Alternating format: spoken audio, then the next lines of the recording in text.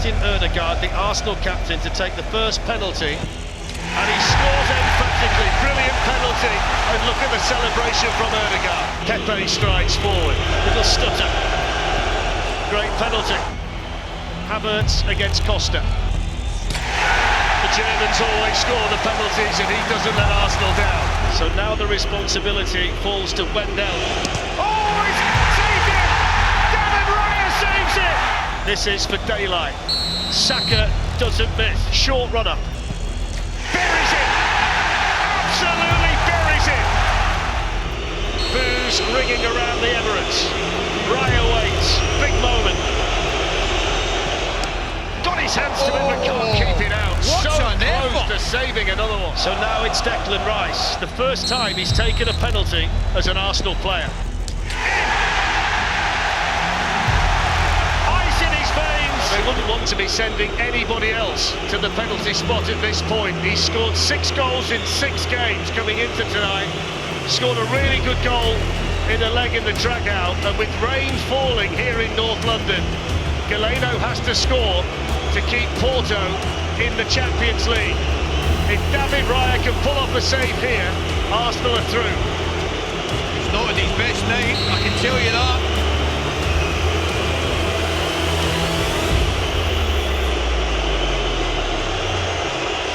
Saved it! David Raya saved it! Arsenal through to the quarter-finals of the Champions League! The wait is finally over!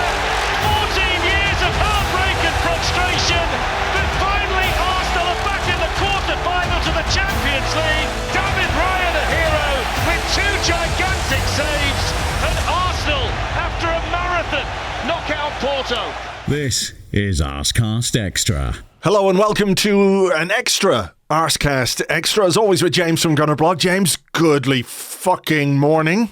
Goodly morning, man. How you doing? I'm all right. How are you? I mean, that was pretty intense last night. It was one of those games where you get to bed late. Obviously, you were there and you're sort of soaking in all that atmosphere. But even if you're watching on TV, you go to bed, it's after midnight, maybe 1 o'clock, you're lying there and you're still sort of, whew, Jesus, there was a lot going on in that game. How was it for you? I mean, you know, well, for a game in which there wasn't necessarily a lot going on, it felt like there was a lot going on, if you know what I mean. And a penalty shootout is kind of pretty nerve-shredding, particularly, I think, given what happened last season, you know, the Sporting Lisbon game, another Portuguese team going all the way to the shootout, had this horrible sense of deja vu, creeping deja vu.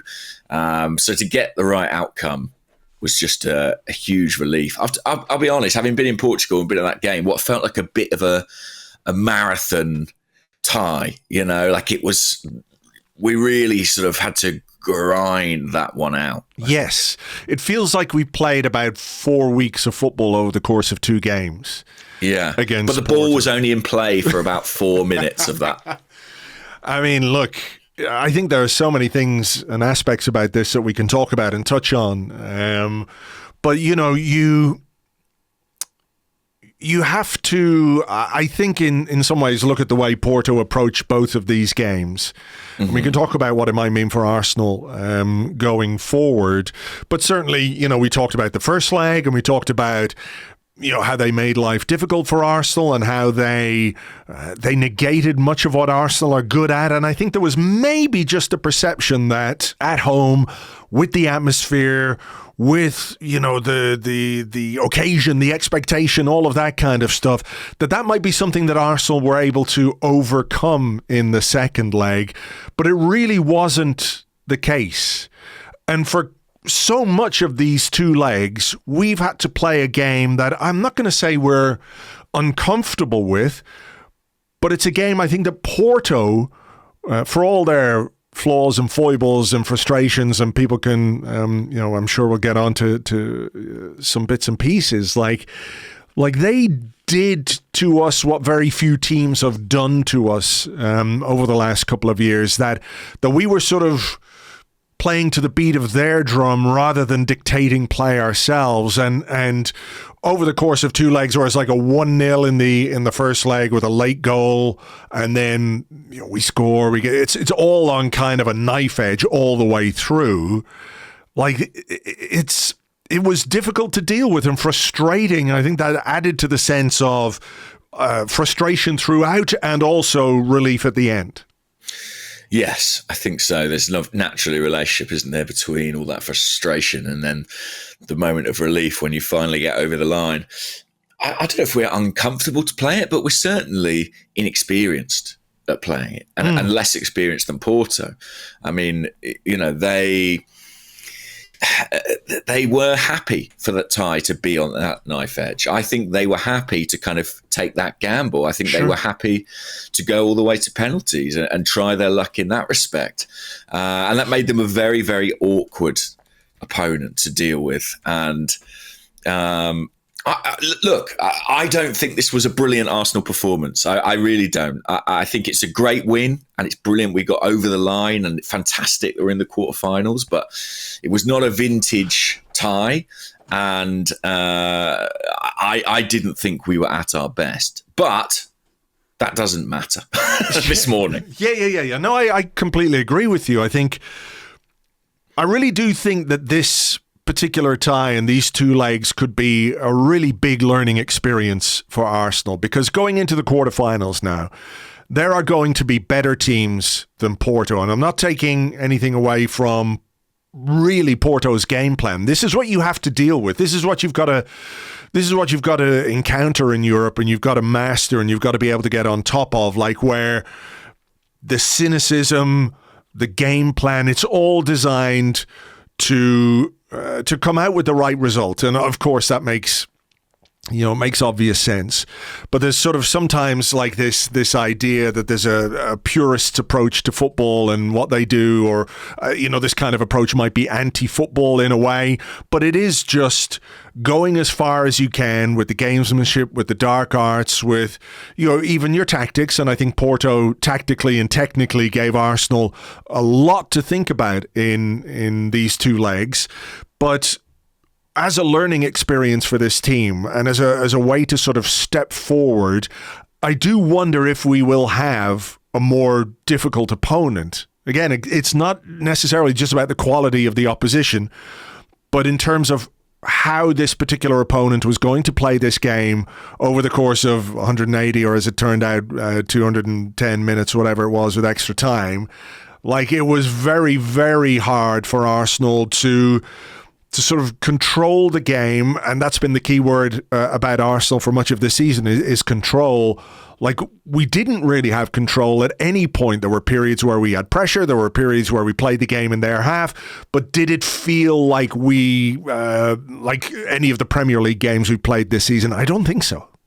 No, I don't think so. And I think you're right. I don't think, famous last words, but I don't think we'll face an opponent quite like Porto in the next round, or however far we go in the competition. I think they are kind of the master exponents of some of these particular dark arts. I mean, they literally have Pepe in their team,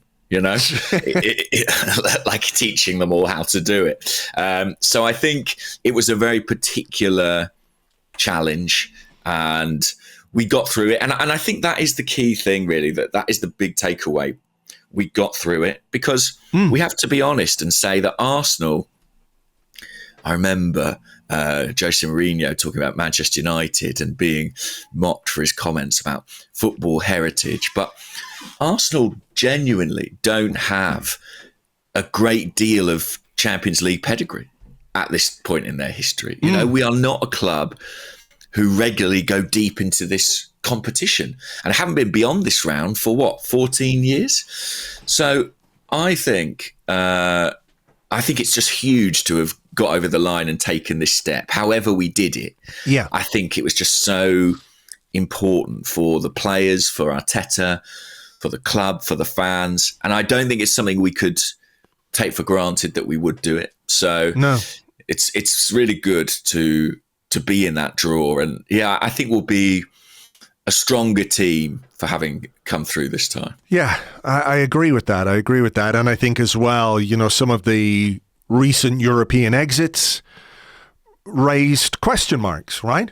About experience in Europe and how important experience in Europe is. They were saying on TV last night, this was Sergio Conceicao's 50, he's been in charge for like 50 odd games in the Champions League, and Mikel Arteta has not yet reached double figures, and there have been a couple of European exits that really, we should not have gone out to the teams that we went out to in the manner in which we went out as well. So there was that kind of thing hanging over this tie. Like, it's distinct from what we did in the Europa League. It's distinct from, the opposition that we faced in those games.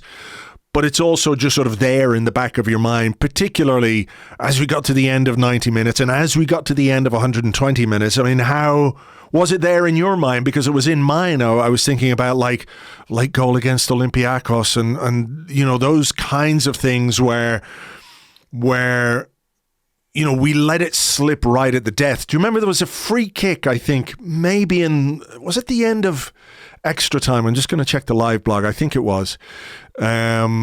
Free kick, a chance to put it in their box is what I wrote in the the last kick of extra time. Yeah, it was a chance to put it in their box.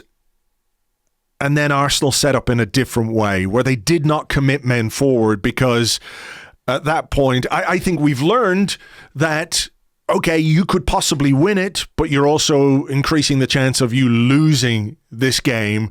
If you pump it forward, you send your big men up and all of a sudden they break up the other end and score a goal and you're sitting there going, what the fuck?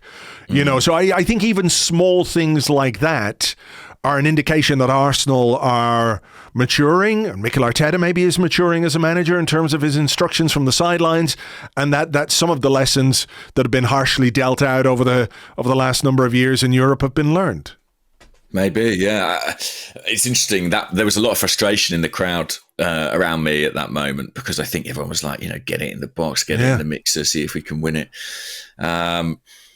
It's just a fascinating thing, I think, to a game, to a tie, when you don't have to win like in normal time. I do think that affects the complexion of everything. I think it affected the first leg, that we didn't have to win it in Portugal. And I think it affected the first 90 minutes a little bit, that we knew, well, look, there's another 30 minutes potentially to come. There's penalties beyond that.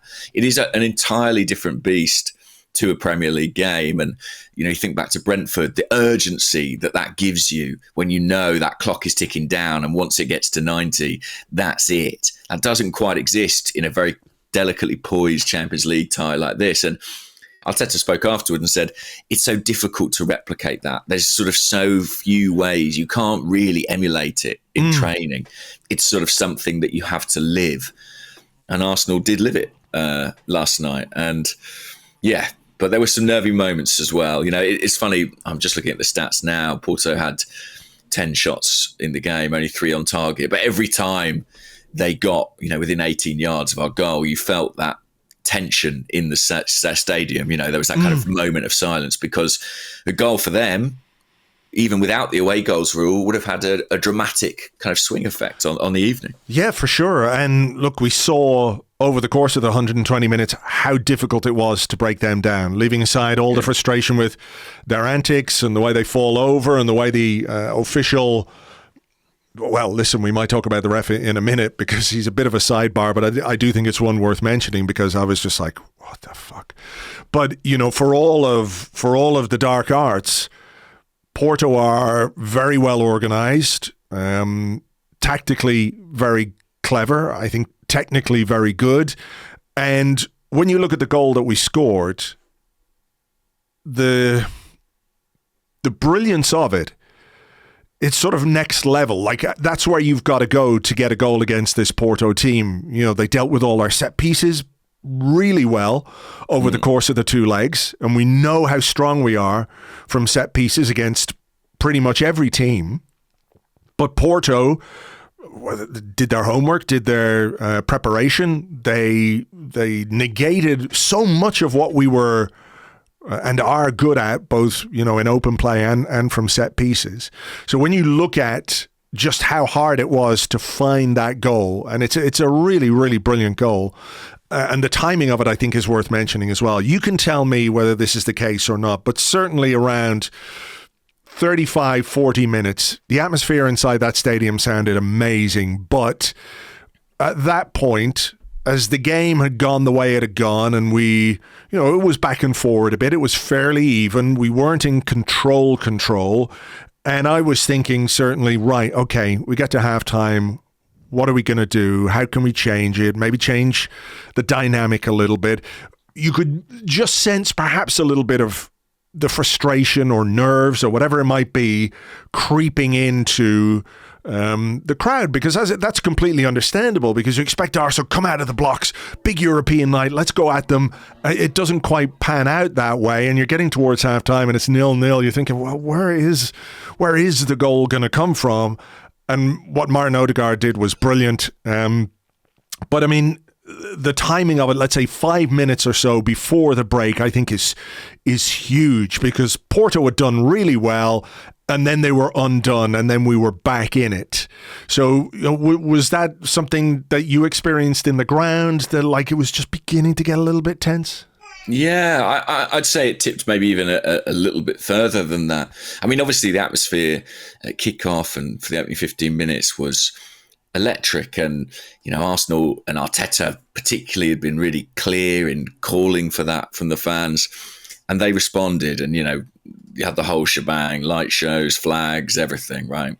But I suppose the problem of all that hype and all that adrenaline and all that alcohol is that, when there isn't that kind of early breakthrough, that has to go somewhere, right? And there was definitely a lot of frustration around. I'd say kind of around the half-hour mark, the atmosphere, it'd be wrong to say it turned, but it was in the air, and some players were starting to get a bit of stick.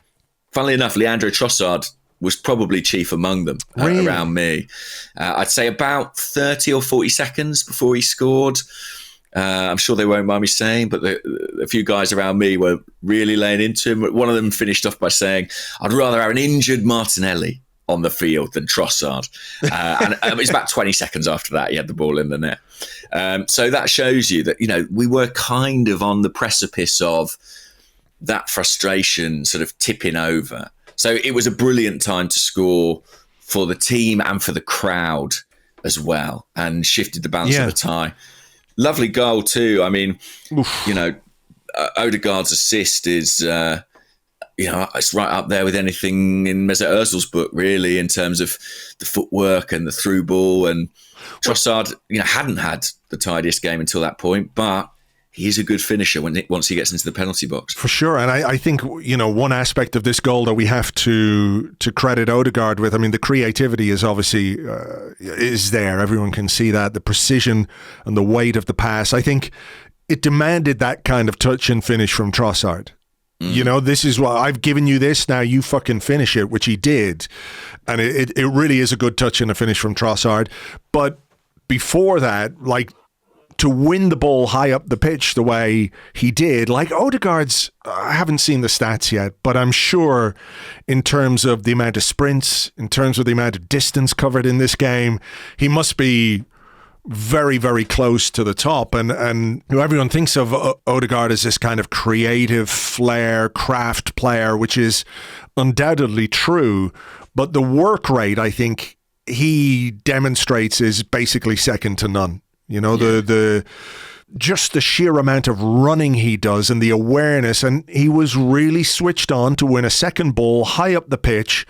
And it's like, these are the fine margins in games like this, where if he's sort of on his heels a little bit and the Porto player gets the ball and a different passage of play develops, you don't score the goal, it is so important to be able to do what he does, not just the creativity, but the hard work. And I think that transmits itself all the way through the team, that people see their captain putting in those hard yards, chasing down the goalkeeper, knowing he's not going to get anywhere near the ball because he's going to pass it away from him, but he still does that chasing. If you're on the pitch with him, you can't let him down by not doing your bit too. Yeah, he was a man possessed, wasn't he, on the night, Odegaard? I get the sense with him. Listen, every game he's like that. So I think every game is important to him. But I do just wonder, when I look at his story, his kind of pedigree, ever since he was a teenager, he's been talked about as one of the best young talents in Europe. And now here he is captaining an elite club in the knockout stages of the Champions League.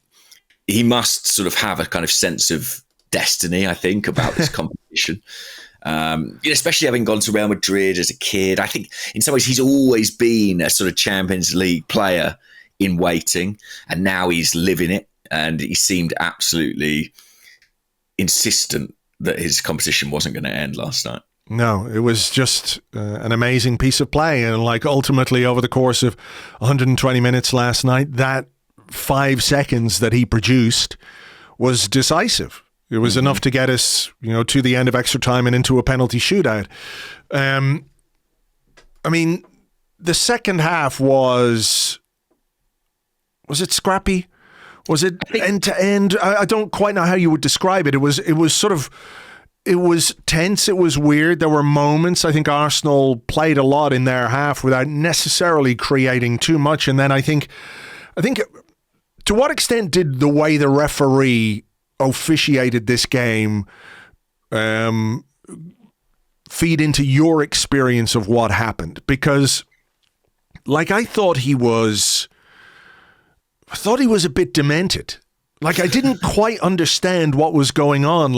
There was one, for example, there was a foul on Saka, and it was a fairly obvious foul, and he let it go, and then Saka, I think, made a foul himself, and he blew up for the foul on Saka, and there seemed to be so many moments like that, and there were, in fairness, a couple of moments that I guess Porto could have been frustrated with, but I didn't really understand the way he was officiating this game, what was a foul and what wasn't a foul. It just seemed to be potluck, and I think that certainly, as I was watching on TV, I was like, this is fucking driving me mad. My head was going fucking round in circles because I just didn't know what the referee was going to do in any given moment, whether it was going to be for us, for them, what would happen if he let a play go on. And I think that fed into the way I was feeling about the game, and I'm pretty sure that the referee got pelters from where you were too, right? Yeah, he did. I have to say, on a personal level, it didn't. I suppose my overriding sense was we've got a European referee here, and it felt like, as you say, his kind of definitions and interpretations of the laws were maybe slightly different to what we are accustomed to. I think there was a lot of frustration in the ground about that. I also felt that he kind of came into the game. My best guess would be sort of thinking, I don't want to start booking people because it will just never stop. But it seemed like he was surprisingly reticent to give out yellow cards. I think actually on both sides. I thought there were moments where he might have booked people and didn't. All in all, very surprising because obviously he's Leandro Trossard's twin brother, so I thought he would be more on our side. But yeah, the whole night actually, I had this sense of, this is different. It is different from the Premier League, and I mean that in terms of the officiating on a sort of decision by decision basis. The fact that stoppage time, I think, is treated so differently in the Champions League. What the fuck was going on with the first half? I know this is not we don't have to complain, but I was like, 1 minute? Yeah. Within 2 minutes of the game, the Porto goalkeeper was taking ages over a goal kick, and I knew that because I could see it, but I could hear the Arsenal fans making it very obvious to the referee that, this was going on, and there seemed to be quite a lot of that in the first half, but they only ended up at 1 minute. It was weird. No, it's almost as if UEFA want to make sure they cut to their lucrative commercials on time, But it was a real throwback, wasn't it, to the days when stoppage time just felt completely made up and woefully insufficient. And actually, in the stadium as well, UEFA don't permit the kind of ticking clock beyond 45-minute mark, beyond the 90-minute mark. So you're sort of a bit clueless about where exactly you are within that stoppage time, and the officiating. So it did make for sort of a different environment for sure. It felt like we were playing a different competition, which we were. Well, yes, and again, this comes back to learning how to manage those situations and maybe coming to terms with how referees from different countries officiate and see the game. Can I ask you on the subject of the referee? Because obviously we don't always get the benefit of replays of fouls, and I have to say, like, from my seat in the crowd, part of the reason I sort of just shrugged at the officiating was because I don't know when Porto are chucking themselves over and when they're not. It's really hard without replays to not have any sense of what's a foul and what isn't. But what about the disallowed goal? I haven't actually seen it back. What happened? Well, ball went over the top. Havertz chased down. I think Pepe and the goalkeeper make a mistake. Mm-hmm. But in the process of making that mistake, you can clearly see that Havertz has a little bit of Pepe's shirt. He pulls his shirt a little bit.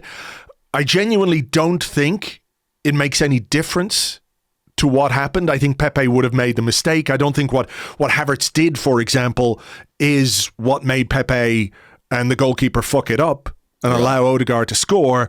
But once the replay show very clearly that Havertz has got some of his shirt, I think it's always going to be disallowed. And, applying, the reverse situation, if Porto had scored a goal like that and Evanescence or whatever his fucking Evan Nielsen, had a handful of Gabriel's shirt and that goal stood, we would be going absolutely crazy, even if it's a bit soft. So I do think it was a bit soft, but I can understand why that goal was disallowed. Yeah. I think in the North Bank, we were pretty much the last to know.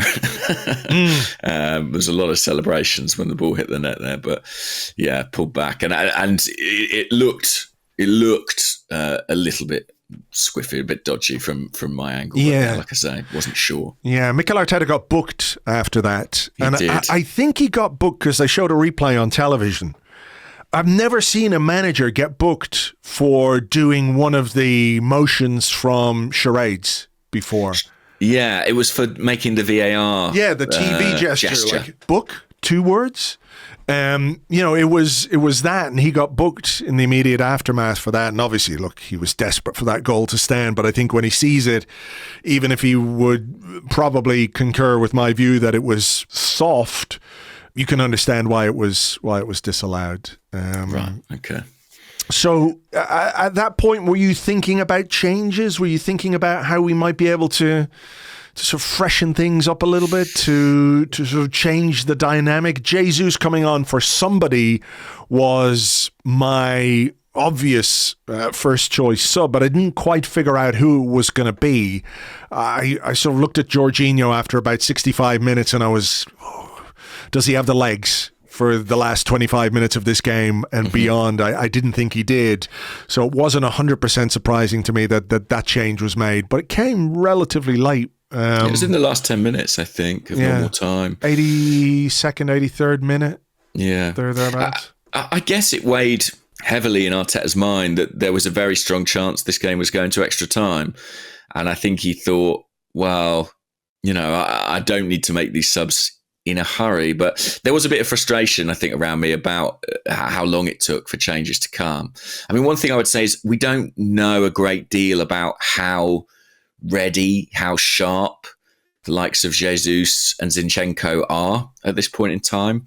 Maybe if Jesus was fully fit, maybe if he had, rhythm, momentum and all those things, maybe he would have come on earlier. But maybe there was a feeling of, he might end up playing 40 minutes here, and that's about as much as we can ask of him. Yeah, maybe so. We don't have to sub a sub, Yeah, sure. I mean, I think the answer is pretty obvious then, if you do apply that logic to it, that, yeah, he was brought on knowing that we were going to have basically he was going to play a full half of football, more or less, Zinchenko, when he came on, I think you can see he was a little bit rusty.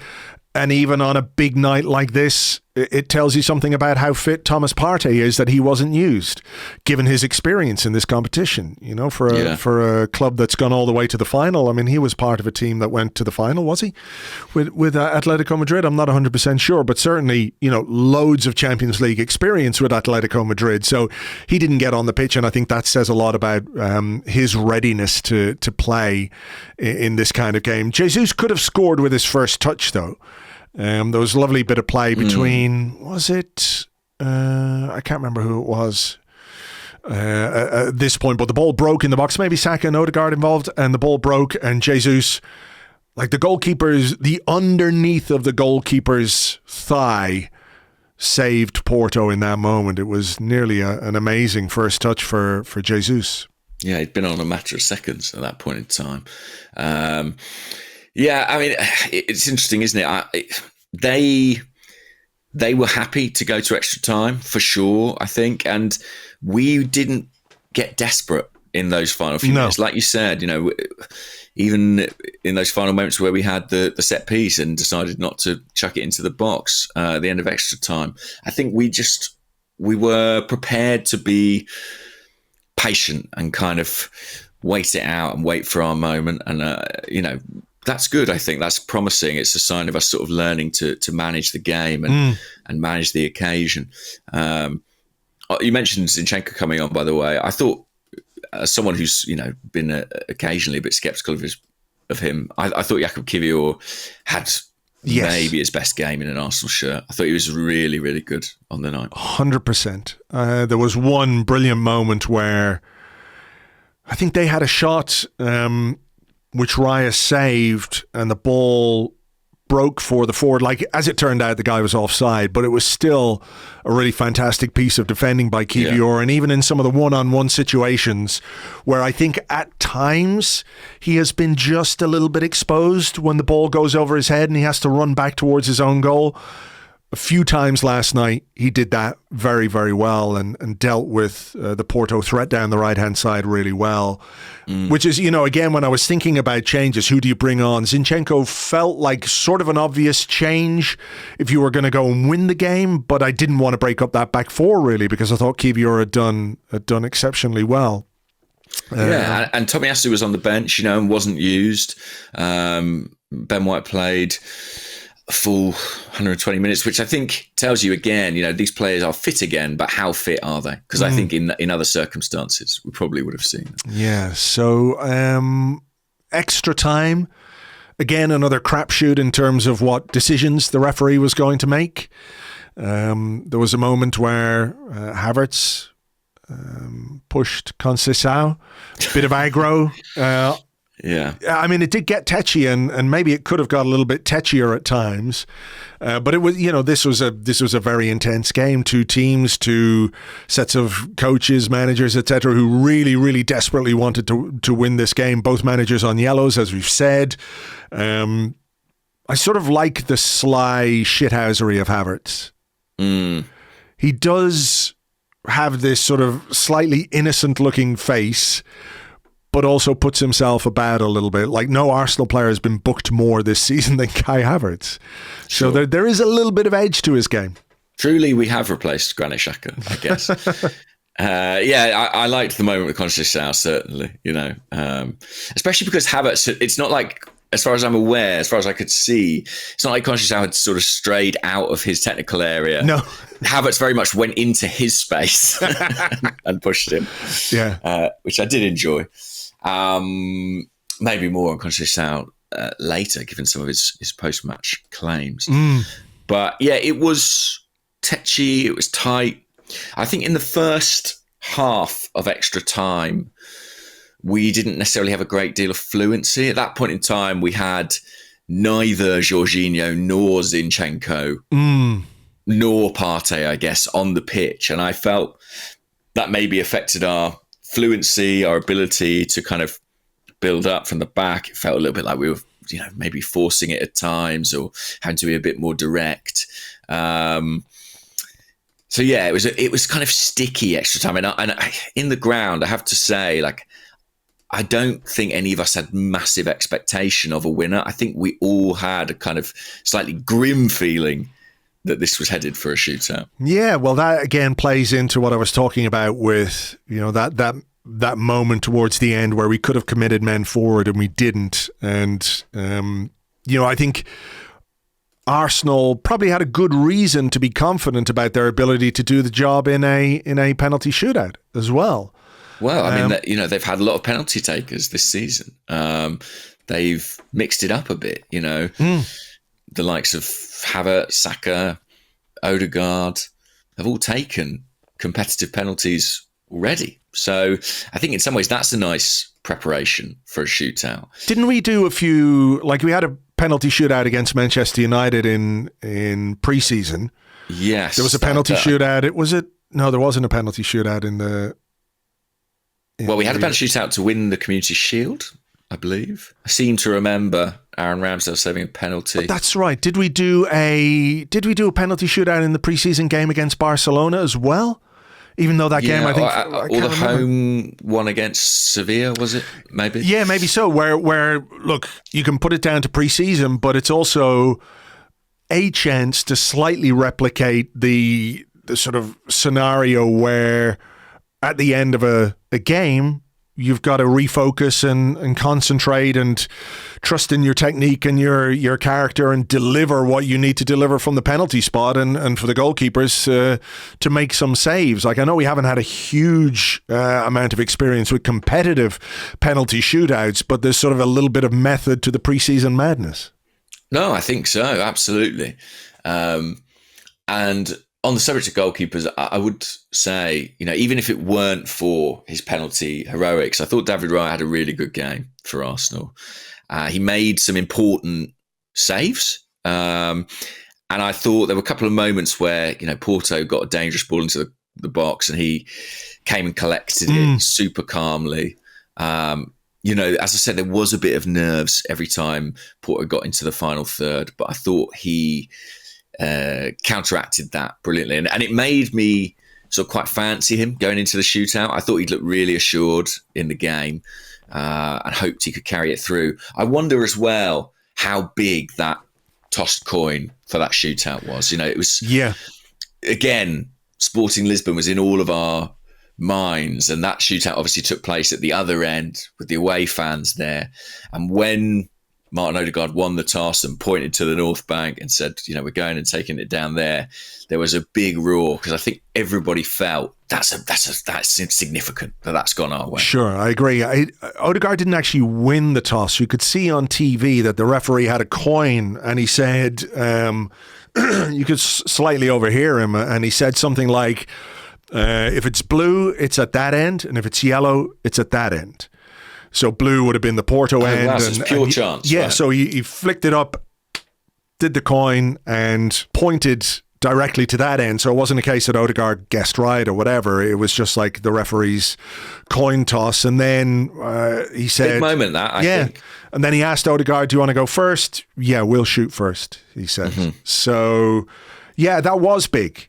That was big because, the dynamic of shooting into a goal where your fans are, the old cliche about sucking the ball in, but also being able to disrupt to some extent, the opposition penalty kicks and the fans behind that goal were fucking amazing, I have to say. Yeah. Well, everyone had their scarves, and when the Porto players were taking, the scarves were whirring overhead, just kind of blurring their field of vision. Yeah. Unified chants of wanker to every Porto taker, which I enjoyed. It was also really funny when Arsenal players were taking. So, as they were coming up, they'd get their song, I heard the Havertz song, Havertz song, waka waka. But then when they set the ball down, the sort of whisper went through the crowd of, okay, shh, don't put them off while they're doing their run up. So like a rugby player taking a kick and everyone goes really quiet. Yeah. So we'd go really loud on the walk up to the penalty spot, and then a hush to allow them to take it, and then a roar when each penalty hit the back of the net. I was playing, to be honest with you, when we're discussing extra time, the second half of extra time, I was just trying to work out my 5 takers for most of it. And yeah, so what was the order? It was Odegaard. Odegaard went first and then obviously scored. Small Pepe went next for Porto and he scored. Then Havertz. I have to say, we've had conversations about Havertz and could he be more decisive? Could he be more clinical? Is there a bit more oomph to come from him? But he takes a good penalty, this guy. Yeah, he really does. And probably of the guys who stepped up for Arsenal, he was the one where I was maybe, a little bit more nervous, but it was a brilliant penalty. Yeah. Just very super, super composed. So he was next. And our penalties were really good. They were. Wendell went after Havertz for Porto. David Raya saved it where he got a touch to it. I didn't know that, I have to say. So, because I was kind of behind the other post of the goal, I just saw the ball sort of hit the post and hit Raya and go out. Only when I left the ground did I see the save, because that's a brilliant save. Yeah, got a fingertip on it. If it hits the post and hits him and goes back in, does that count? I think that's a goal, which seems kind of... Yeah, it would have been incredibly cruel. Fortunately, we got the break. And suddenly, whoever misses the first penalties, I think the momentum's with you at that point. And you could see Arsenal's players feeling buoyed by it. Saka next, no mistake, 3-1. Who was next? Grujic? Is that his name? I can't... Grujic, I think. Quite possibly. Anyway. They were all just wankers to us, Andrew. Sorry, it was Wanker. It was Wanker. They had Wanker first, then Wanker second, Wanker third, and then Wanker fourth, so I believe. Third Wanker scored, even though David Raya almost got there. He got some fingertips on that. Declan Rice stepped up. One of those where he counts on the goalkeeper diving one way. And it's just very interesting because... before the shootout, they were talking on TV about how Diogo Costa has such a great record of saving penalties. And I don't think either of the Arsenal goalkeepers have it. It was weird. They went off on this thing about should Mikel Arteta sub on Aaron Ramsdale if he thinks he's better at saving penalties? Ali McCoist was going, I'd do that, but I've no idea if Ramsdale's any good at saving. Well, that's kind of the important bit. Yeah.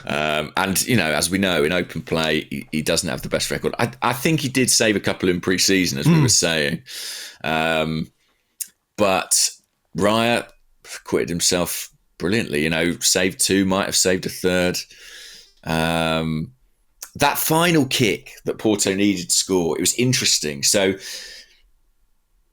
Diogo Costa had been, every time an Arsenal player scored, he would retrieve the ball and kind of protect it and hand it to the Porto player as they walked up. And I actually was watching that thinking, that's quite smart, because it just gives them that level of assurance. It doesn't allow Raya to really get involved, get in their face. He's, the last thing he's seeing before he takes the penalty is his teammate giving him a word of comfort, whatever it might be. And then when it came to that final spot kick, I don't know if Costa was just disappointed he hadn't saved from Rice or whatever it was. He didn't get the ball. And I was looking at the touchline, and I think it was Jorginho and Aaron Ramsdale pointing at the ball, screaming, get the ball. And David Raya goes and picks it up.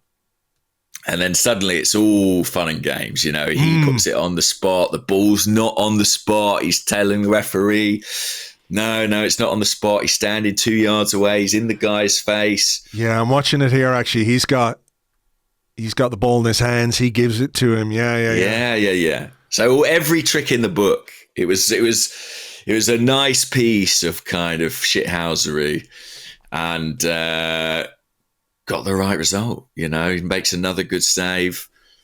What a moment for David Raya. Yeah. I mean, I know he's been at the club for a long time already. Several months. He's been a first team player since, what was it, September? But this is the moment that will be remembered for him this season, and the moment that in some ways he really arrives, I think. Yeah, I was going to ask you, does this sort of cement Raya's place at Arsenal. Because goalkeeper is always the hero. When you save a couple of penalties in a penalty shootout, the main focus is on you as the goalkeeper. I think, huge credit to the 4 guys who stepped up, the guys who aren't wankers, who stepped up and scored the penalties, because, it's a tough job and you really have to hold your nerve. You've got to show a lot of character. You've got to really make sure that your technique and your ability is at 100%. But Raya, of course, is the goalkeeper, makes the saves. It's a save that wins us the penalty shootout and sends us through into the quarterfinals. And the scenes at the end were really nice with Ramsdale, with all the players and everything else. But, there is still a sort of, I don't want to say a Raya-Ramsdale schism. I think everybody kind of understands, where the goalkeeping situation is and where it's going. Nevertheless, Ramsdale is still a big favourite with many fans. So maybe Raya kind of needed a moment like this to really connect with everybody. And I hope he did, even the most staunch Aaron Ramsdale fans. I hope that they will appreciate what Raya has done and how he's helped us into the quarterfinals of the Champions League. Oh, absolutely, yeah. I mean, it's interesting, isn't it? Because David Raya, it's a great moment for him, and it's a great showcase and opportunity. But partly his style of play doesn't necessarily lend itself to that. Like, I don't think he's a moment's goalkeeper. And I think that's why Mikel Arteta likes him and wants him as his number one. I think it's a bit like asking for moments from, I don't know, Gilberto Silva. Mohamed El Neni. Yeah, well, that's not a flattering enough comparison. I think, I know what you mean. Yeah, but he's just like a steady guy who does his job. You know what I mean? He does his job, and it's what he brings to the structure and the formation and the shape and the system. The style of play is really the phrase I'm looking for. With, he's a goalkeeper who prevents moments from happening. Mm-hmm. But a penalty shootout is its own thing, and it gave him an opportunity to make those kind of saves that live long in the memory. And I think it's a huge night for him and a big step forward in terms of, I don't think in terms of how Mikel Arteta thinks. I think Mikel Arteta is really clear on what he thinks, but maybe in terms of how warmly he's kind of received by the fans. And he was brilliant on the night. He needed to be, because fine margins in penalty shootouts. But sort of going back to what we spoke about right at the top of the show, the importance, I think, for Arsenal to come through this and to be in the quarterfinals of the Champions League with the likes of, Barcelona, Real Madrid, PSG, Bayern Munich. It would have been a huge, huge blow not to be in there, based on the quality of this team, the progression it's made, that you're going, okay, you'd have to take stock and, okay, do we go again next year, et cetera, et cetera. Like, I do think in terms of not just progressing in the tournament, but progressing as a team and a club, and how Arsenal are perceived in Europe as, a side that is doing things and going places, you can't really underestimate how important this was. Yeah, I think the club part of that is enormous, actually. I think it's really important that we try to kind of shift this idea of Arsenal as sort of nearly men. I think we need to be a club that arrive in the final stages of big competitions year after year after year. I'm not saying we have to win everything, but we've got to be one of the names who are there at the end fighting. And this is a really important piece in that. And it gets the club over a bit of a hurdle, that we've struggled to clear for 14 years. So I was delighted, obviously. And I think it's big for Arteta too. I do think his European knockout record, it isn't the best. And I would say that this going through here is not the most convincing, but I still think it's really important that he did it, and it gives us an opportunity of a really enticing tie in the next round. And also, I think maybe takes a fraction of pressure off that Man City game at the end of the month. I mean, if we'd lost last night, let's say we'd gone out of the Champions League, our next game is at the Etihad in the title race. I don't know, man. I don't like the sound of that. No, I know what you mean. Yeah, you could be like done in 2 competitions in the space of a couple of weeks. Yeah, close to it, and whereas as it is, it feels like we've got absolutely everything to play for. We can go to the Etihad with a bit more confidence and belief and feeling like there's still a lot there for us this season. And it's March the 13th, and there's so much ahead of us in what remains, what little that remains of the season. So much to play for. Yeah, and I think there's a lot to learn from this game and these 2 ties and how Porto played against us and how we dealt with it. Ultimately, we got over the line, and that's the most important thing. But, I think you can look at maybe some individual performances. Like, have you ever seen Bukayo Saka as shackled over the course of 2 games as he was in these? I don't think so. And, he admitted that himself last night on TV after the game. He was talking about how he was buzzing, but, I didn't have my best game tonight. I don't think he had his best game in the first leg, but then, neither did too many. In midfield, Jorginho and Rice, they did fine, but they couldn't dictate the play the way that they have in other games. That's true. I thought Rice actually, listen, every week we say how brilliant Declan Rice was. I don't think he was bad, but I thought it was certainly one of his tougher games. Yeah, for sure. And you learn from these kinds of experiences, and you take a lot from how difficult things are. And if you come through a tough battle on the right side of it, it gives you the ability to just sort of stop, take stock, watch the videos. Even for Mikel Arteta, I'm sure, as much preparation as he would have done about Porto, as his Arsenal career continues, and hopefully we have more and more Champions League ties and more difficult opponents to face in the Champions League, this will stand him in good stead as well. Give him ideas about how to produce different tactical solutions to deal with opposition who play like this. So, overall, hugely positive night. Just a really enjoyable one. Some scenes, it's fair to say, at the end of the game. I don't know if you've seen too much of the TV footage or any of that. Sergio Conceicao having words with Mikel Arteta. He refused to shake his hand and was sort of whispering in his ear, and Arteta was looking at him and go like, what the fuck are you on about? Didn't seem to be too inclined to listen to what Conceicao had to say, and there were some comments obviously afterwards about how he said Mikel Arteta had insulted his family in Spanish. I mean, it just seems like distraction to me from a manager who's lost the game. Probably some insults were traded.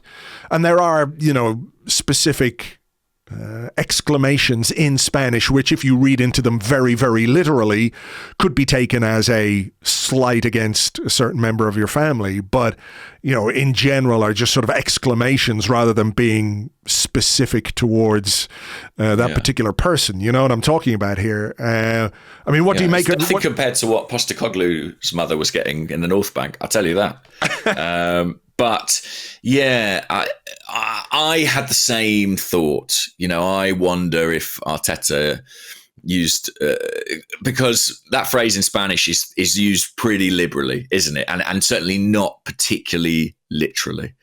No, unless you're sort of face to face with somebody and you're just, making it very personal. I just think it is storm in a teacup stuff from him. And he's got previous, right? Like he accused, I think, maybe it was Guardiola and maybe Thomas Tuchel of sort of insulting him or using derogatory language on the touchline.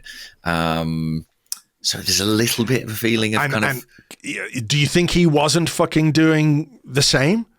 Well, also, I mean, come on. Arsenal have kind of strenuously denied what Conceicao has claimed. My thing is more, I sort of think that's sport and that's football. I mean, some of the things that are said on the pitch or on the touchline, would not sound pleasant in the cold light of day, but it happens in the game. And, at the end of it, you move on, and you keep it on the pitch or on the touchline or in the technical area, whatever it might be. I think to take that into the press conference is a really odd move.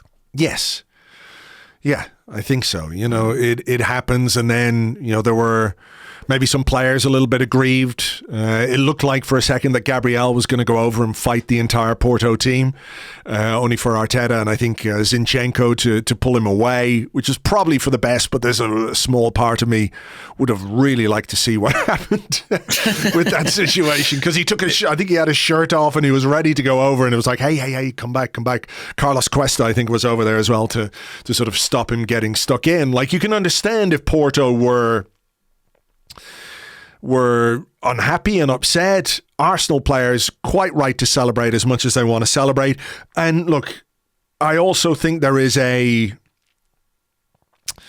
connection between a team that plays the way Porto play and a team that's also a little bit of a sore loser in the end. Yeah. I mean, what were they upset about? I don't know. Two games in a row that we've had sort of rowdy scenes at full time. I gather the report that Brentford were really kicking off in the tunnel with the officials and all sorts at the weekend was accurate. Bring me the tunnel cam. Yeah, exactly, right. We need tunnel cam back. A lot of saltiness going on from vanquished opponents of late, so which is all good fun. But the celebrations were brilliant. There's an amazing clip of William Saliba, yeah, thumping his chest and, really giving it some. I just don't know, Andrew, if he's ever going to settle at Arsenal, that guy. I'm not sure. Yeah, hopefully he can find a way to make a connection with the fans in the stadium. I just don't know. One day. So look, it was a brilliant night in the end. I think, the celebrations are tied into the relief, which is tied into the nervousness and the doubt that you might have when a game is as tight as this over two legs. We've done what we needed to do, and we're into the quarterfinals. We have very little time left, so we don't really have time to do a part two and do questions, but I do have a couple of quick questions here for you with a number about, like, who would have been your fifth choice to step up to the spot? Why would it have been Ben White? Asks Blade in the Discord. And ARJ225 says, our players looked lined up in order of penalty takers on the halfway line. To me, it looked like Benjamin White was next. How funny would his penalty to win it have been? Oh, wow. Would he have been next? That's interesting, because who was Jesus would have been an option, I guess. Eddie Nketiah. Maybe they were the obvious alternatives. Ben White. I mean, he's certainly got the composure, hasn't he? It would have been funny, but I'm pleased for David Raya that he got that moment. Yes, and I'm also pleased we didn't have to go as far as we did, Yeah. But a Ben White trickler down the middle like Lauren against Spurs that time would have been really something, wouldn't it? It would. I'm just looking at a still image of the celebrations the moment the Arsenal fans, Arsenal players, realise they've won. And Ben White does look quite happy. So maybe he was a little bit relieved that, I don't even have to take one. Well, I mean, there were other players like Jesus and Nketiah, Zinchenko, technical players and forwards who maybe could have. Well, that was one of the nice things. Like, I could think of more than 5 takers for us. I was like, we've got 6 or 7 on the pitch here who I'd fancy if it came to it. Yeah. This is good. Yeah, it really is. And Mohit's Archives on the Discord, just a very sort of broad question. Would you rather face a stronger team like Real Madrid in the quarterfinals or later in the competition? Do you have any preference about who it is we get at this point? There is, potentially an easier, in inverted commas, easier tie if you get the winner of PSV and Dortmund. But the others are the big boys. It's PSG, it's Bayern, it's Barcelona, it's Real Madrid, smaller boys like Manchester City in there as well. Not a real club. There are real clubs in Manchester City too. So do you have any preference? I mean, I have to say, I'll sort of take anyone but City. That's where I am. Honestly, I really don't want that. I think... because it would be... There's loads of reasons. It would be very difficult. it's not got that kind of glamour of a European tie because we faced them in the Premier League. I feel like it will draw so much focus from the Premier League campaign, and I feel like there'd be kind of knock-on effects from it in the Premier League. I don't want that. I'd take almost anything else, genuinely, because I'm pretty relaxed about it. Like, if we get one of Dortmund or PSV, that'd be great. That would be a really favourable draw. But if we get a Real Madrid or a Bayern or whoever it might be, well, this is what it's about. This is what you get into the Champions League for. This is the kind of night we've been craving for 7 years at a minimum, maybe longer. So I think I really feel like bring it on about the next round, and what will be anyone but City is my opinion. Yes, I'm 100% with that. I think just another 2 games against them during the run-in towards the title is sort of the last thing we need, which sort of probably makes the draw against Manchester City inevitable. But there you go. There's not much we can do about that. Okay, I'm leaving a small break here for an ad for people who are listening on the main feed. You don't get ads on Patreon, by the way. So here's a gap. I'm going to put an ad in here if there's one to be played. And for the rest of you, thank you so much as always for being with us and for experiencing what is a big, enjoyable night in Europe. James, as ever, thank you very much, and we'll talk to you on the next one. I'm getting this completely wrong because you have to do bye-bye. So why am I even saying goodbye to you at this point? Don't worry. I'm all a tizzy. I know. We changed the format and it's thrown us. I'm all a tizzy. Okay, let me say goodbye to everybody. We'll talk to you a bit later in the week. We'll probably do something on Friday after the draw just to react to the draw a little bit. But this extra Arsecast Extra will take the place of Friday's regular Arsecast. Probably, who knows. For now, take it easy and we'll catch you on the next one. Bye-bye.